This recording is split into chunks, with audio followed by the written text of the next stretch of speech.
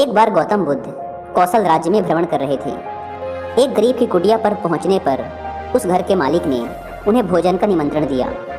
भोजन करने के पश्चात गौतम बुद्ध कुटिया के पास वाले बगीचे में टहलने लगे।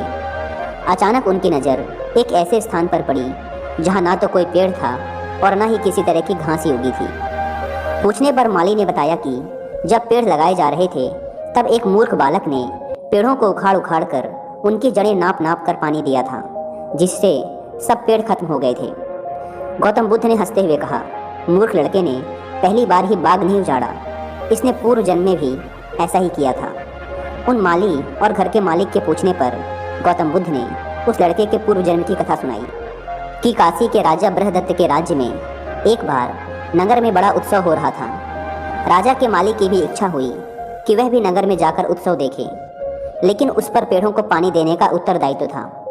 माली दुर्लभ और सुंदर पेड़ों तथा लताओं से भरे बगीचे की रोज देखभाल किया करता था। उसके ना रहने पर बगीचे और पेड़ पौधों की देखभाल कौन करेगा, इसका विचार करने पर उसे अपने बंदर मित्र का ध्यान हो आया। वह बंदर बगीचे में रहने वाले बंदरों का सरदार था। किसी तरह एक बार माली की बंदरों के सरदार से दोस्ती हो गई थी।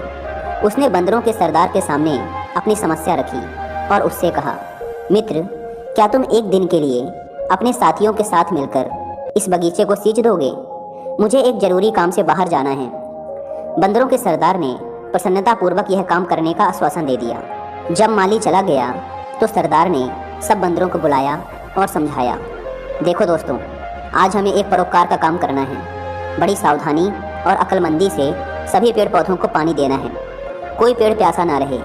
जिस पेड़ को जितनी ज़रूरत हो उतना ही पानी दिया जाए, लेकिन पानी बर्बाद ना किया जाए, वरना पानी की परेशानी खड़ी हो जाएगी।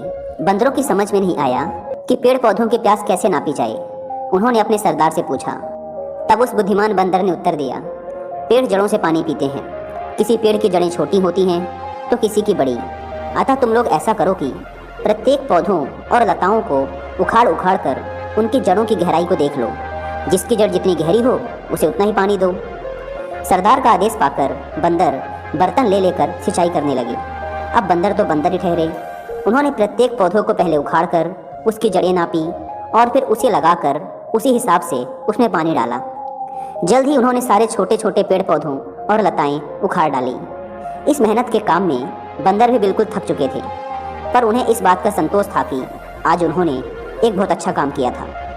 दूसरे दिन जब माली लौटकर आया और सारे बगीचे का विनाश देखा तो सिर पीटकर गहरी सांस छोड़ते हुए कहा कि किसी ने सच ही कहा है, मूर्ख दोस्त से समझदार दुश्मन ज़्यादा अच्छा। अकुशल और मूर्ख का उपकार भरा काम भी दुखी देता है। कथा को खत्म करने के बाद गौतम बुद्ध मुस्कुराते हुए बोले, अब तो आप लोग समझ ही गए होंगे कि एक मूर्ख दोस्त से एक समझदार दुश्मन ज़्यादा अच्छा, क्योंकि एक मूर्ख दोस्त का उपकार भरा काम भी हमें दुखी देता है।